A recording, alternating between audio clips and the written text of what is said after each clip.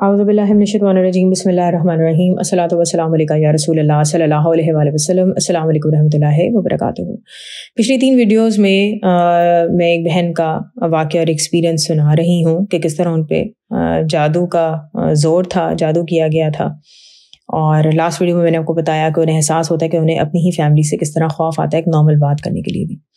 بہرحال یہ بہن کہتی ہیں کہ پھر مجھے جب بھی آئندہ اپنے گھر والوں سے کوئی بات کرنی ہوتی یا کچھ اور مجھے خوف محسوس ہونے لگتا تو میں درود شریف پڑھنا شروع کر دیتی اور میرے دل پر ایک سکون سا طاری ہو جاتا. ایسے لگتا کہ جیسے میری روح میں کچھ بہت ہی خوشگوار سا احساس جو ہے وہ سرایت کر گیا ہے اور میں بہت ہلکا پھلکا محسوس کرتی. میرے ذہن سے، دل و دماغ سے یہ سارا خوف چلا جاتا اور پھر جو میں نے بات کرنی ہوتی میں کر لیتی. جیسا پچھلی ویڈیو میں ان بہن نے بتایا تھا کہ جب خاص طور پہ قرآنی آیات کا وظیفہ پڑھنے کے لیے بیٹھتی تھی تو ضرور ان کی فیملی ان کو بیچ میں روکتی ٹوکتی تھی، ان سے سوال جواب کرتی تھی، ان کو مجبور کرتی تھی کہ یہ بولا کریں، لیکن ان کو خوف تھا، یہ اپنی فیملی کو منع نہیں کر پاتی تھی. تو یہ کہتی ہیں کہ جب جس طرح میں نے درود شریف کی تعداد بڑھاتی گئی یا زیادہ دن ہو گئے مجھے درود ابراہیم پڑھتے ہوئے، تو پھر میں نے آہستہ آہستہ اپنی فیملی کو بہت آرام سے کہنا شروع کر دیا کہ دیکھو میں سارا دن یہ کام کاج کرتی ہوں، میری نماز پڑھتے ہوئے مجھے آوازیں نہ لگایا کرو، اور خاص طور پہ جب میں عبادت کر رہی ہوں، میں درود شریف پڑھ رہی ہوں تو اس وقت مجھے آوازیں نہ لگایا کرو، مجھے کچھ تھوڑا سا اپنا ٹائم دے دیا کرو.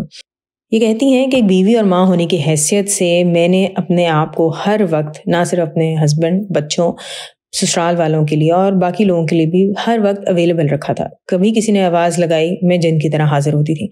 اب میرے منہ سے یہ بات سن کر ان سب کو بہت عجیب لگا، خاص طور پہ میری اپنی امیڈیٹ فیملی یعنی میرے ہسبینڈ اور بچوں کو، کہ یہ ہمیں کیا کہہ رہی ہے. ہم تو اس کو نماز جب پڑھی ہوتی تھی کبھی ہم نے یہ بھی نہیں سوچا. وہ مجھے آواز لگاتے تھے تو اگر میں نے 4 سنتے پڑھی ہوتی تھیں تو فٹافٹ ان کی آواز سن کے بھاگتی تھی کام کے لیے، اور پھر باقی کی نماز بعض اوقات تو قضا ہو جاتی تھی یا گھنٹے کے بعد پڑھی جاتی تھی. اچھا، یہ بہن کہتی ہیں ساتھ میں نے یہ بھی دیکھا کہ میں باقی لوگوں کی نمازوں کا یا عبادات کا خیال رکھتی تھی، اور کہتی کہ پھر میں نے آہستہ آہستہ نوٹ کرنا شروع کیا کہ میرے باقی گھر والے یعنی کہ خاص طور پہ جو بڑے لوگ، بزرگ لوگ تھے، وہ ان میں سے ہر کوئی اپنی نماز کی بہت حفاظت کرتا تھا.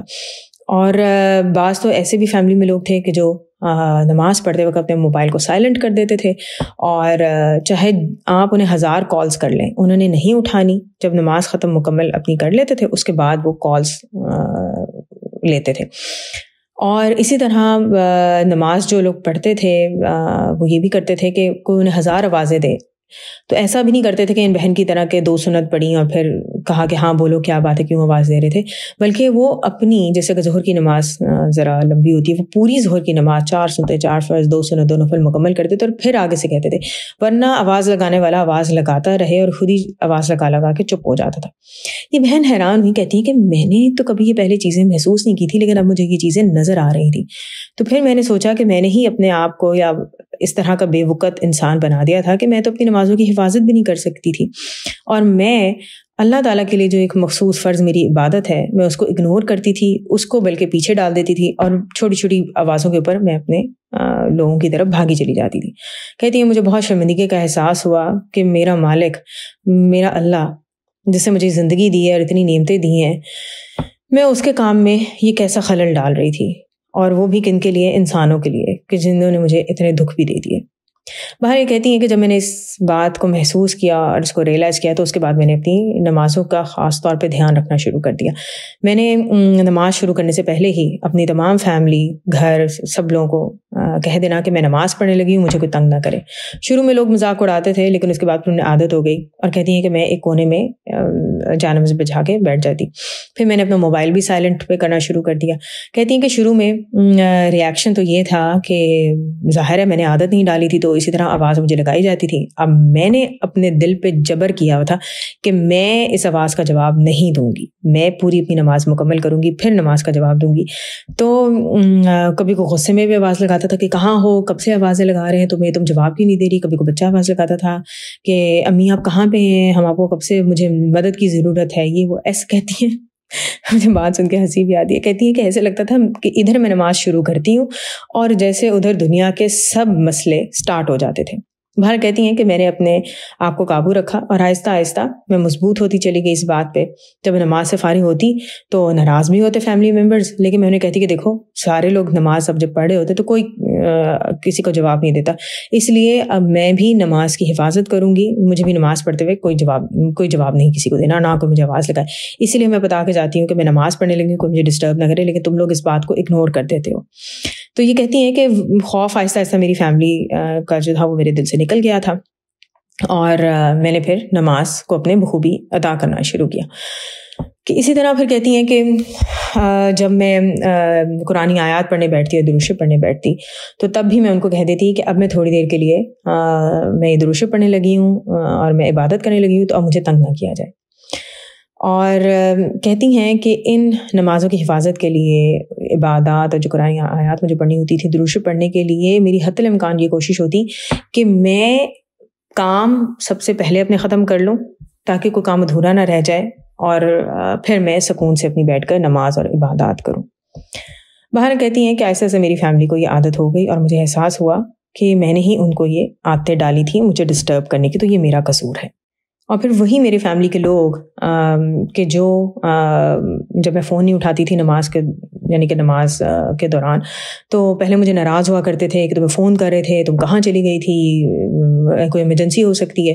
تو جب وہی لوگ جو پہلے مجھ پہ چیخا کرتے تھے پھر مجھے بعد میں سوری کہنا شروع ہو گئے کہ ہمیں معلوم نہیں تھا کہ تم نماز پڑھ رہی ہو. اور پھر انہوں نے یہاں تک کہا کہ جب ہم نے تمہیں کال کیا اور تم فون نہیں اٹھا رہی تھی تو ہمیں احساس ہو گیا کہ یقیناً تم نماز پڑھی ہوگی, ورنہ تم ہمارا فون ضرور اٹھا لیتی. یہ بہن کہتی ہیں کہ اب میرا معمول بہت بہتر ہو گیا تھا, میں زیادہ توجہ کے ساتھ نماز پڑھ پاتی تھی, عبادت بھی کرتی تھی اور درود شریف بھی پڑھتی تھی. کہتی ہیں کہ مجھے پہلی بار زندگی میں احساس ہوا کہ سکون سے نماز پڑھنے میں کیا لطف ہے, سکون سے عبادت کرنے میں کتنا سکون ہے. اور کہتی ہیں کہ اب پھر میں نے جو کام اپنے کر رہی ہوتی تھی دن بھر, اس میں جب میں ساتھ ساتھ درود شریف بھی پڑھ رہی ہوتی تھی, درود ابراہیم ان کو پڑھنے کے لیے کہا گیا تھا, تو کہتی جب میں پڑھ رہی ہوتی تھی تو ایک سکون سا مجھے محسوس ہوتا تھا, ایک سرشاری سی محسوس ہوتی تھی, اور مجھے سے لگتا کہ میرے کام خود بخود اچھے ہوتے جا رہے تھے, لوگوں کی شکوے شکایتیں بھی کم ہو رہی تھیں. غرض کہ میرا وقت پہلے سے بہت بہتر گزرنا شروع ہو گیا, میری تکالیف بھی کم ہونا شروع ہو گئیں, اب مجھے اتنی تھکاوٹ بھی نہیں ہوتی تھی.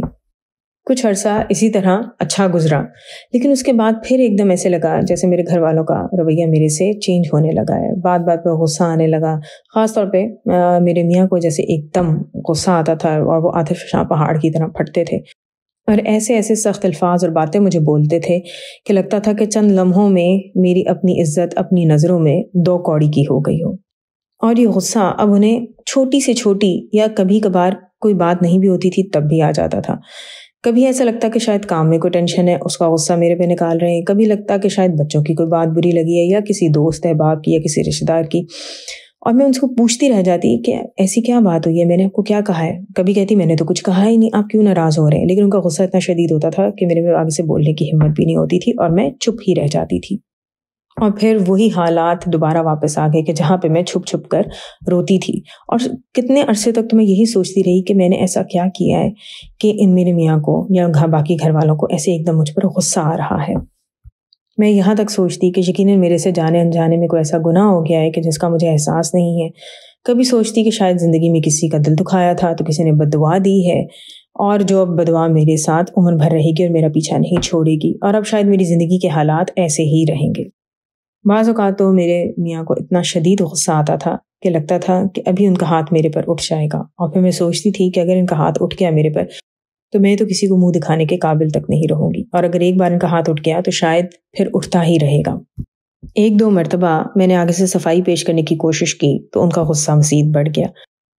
زیادہ تر تو میں چپ ہی رہتی, لیکن جب میں آگے سے کوئی جواب نہ دیتی اور چپ رہتی اس میں بھی ان کا غصہ مزید بڑھ جاتا. ایسا تھا کہ بولوں تب مسئلہ, نہ بولوں تب مسئلہ.